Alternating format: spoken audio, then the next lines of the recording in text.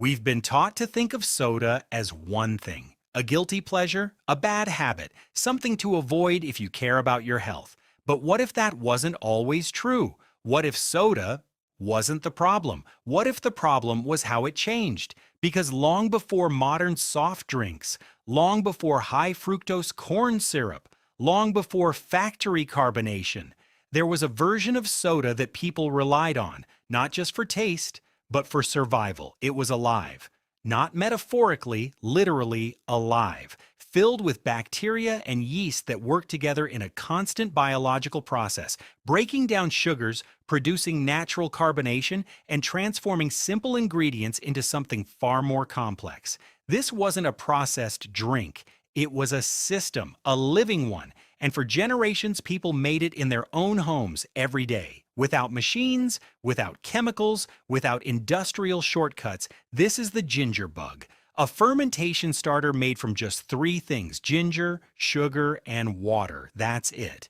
But when those three ingredients come together, something else happens. The microbes naturally present on the skin of fresh ginger begin to activate. They feed on the sugar, they multiply, they produce carbon dioxide, and slowly the mixture comes to life. It starts to bubble, to hiss, to change. And once it's active, it becomes something powerful, because this isn't just about carbonation. This is about transformation. This is about taking something simple and turning it into something functional, something that supports the body instead of working against it. And for a long time, that's exactly how it was used. To understand how important this was, you have to go back to a time when something as basic as water wasn't safe.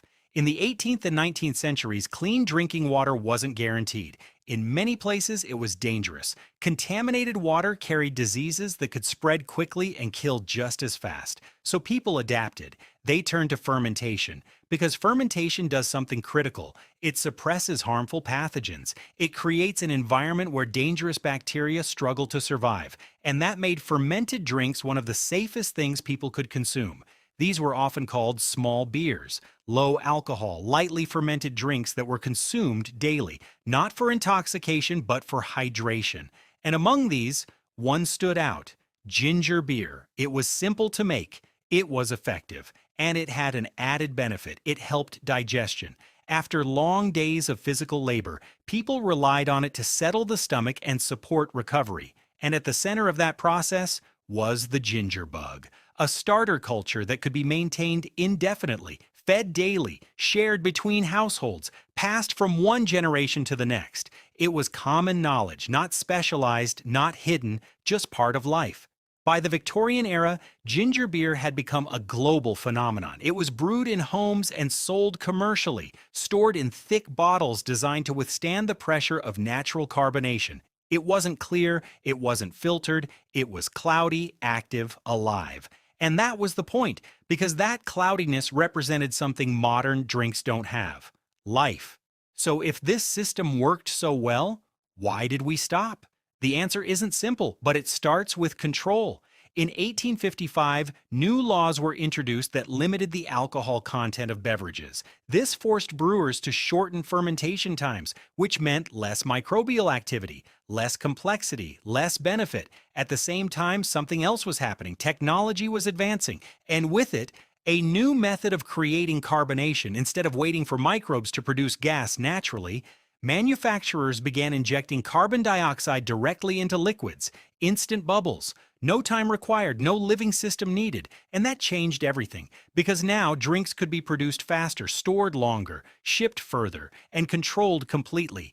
By the early 1900s, this new system had taken over. Drinks that were once alive were replaced with something entirely different: clear, consistent, and empty. And then came the marketing. Companies began to associate clarity with purity. Clean-looking drinks were positioned as safer, more modern, more refined, while traditional fermented drinks were pushed aside, seen as outdated, even undesirable, and over time that perception became reality. By the 1960s, the shift was complete. Sugar had replaced fermentation, and not just any sugar. Highly processed forms like high fructose corn syrup, At the same time, internal industry efforts work to downplay the risks associated with sugar consumption, shifting blame elsewhere, and allowing these products to grow unchecked. The result was a complete inversion of what these drinks used to be.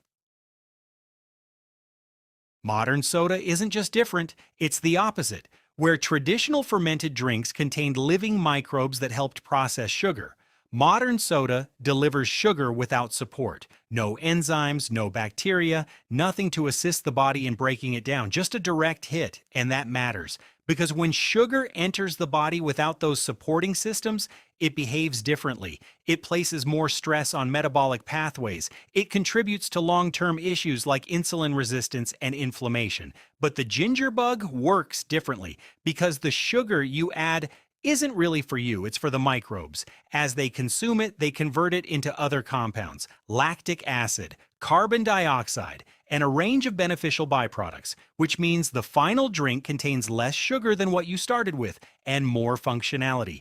Even the compounds in ginger itself change.